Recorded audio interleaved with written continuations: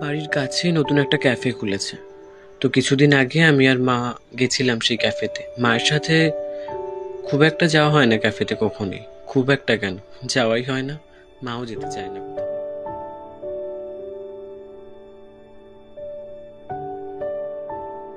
তো ভাবলাম এটা বাড়িতেই নিয়ে যাই কাপ দুটো, তারপর যা হয় হবে।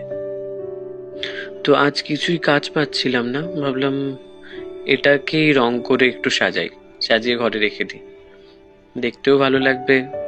আর আমার আর মায়ের স্মৃতিও একটা থেকে যাবে, একসাথে বসে প্রথম চা খাওয়া। প্রথম অ্যাকচুয়ালি আমরা বাড়িতেই খাই, কিন্তু কোনো রেস্টুরেন্টে গিয়ে খাওয়া তো হয় না, ওই জন্যই কাপ দুটো নিয়ে এসেছিলাম। রং করছি, রংটা অনেক পুরনো ছিল, বেশ কয়েকদিন আগের। তো ডেটটাও লিখে রেখে দিয়েছি, কেমন হয়েছে জানিও। কাপটা স্মৃতি হিসাবে থাক, মা দেখলেও মার মনে পড়বে যে এই কাপ দুটোতে আমরা এবার বাংলা ক্যাফেতে গিয়ে চা খেয়েছিলাম।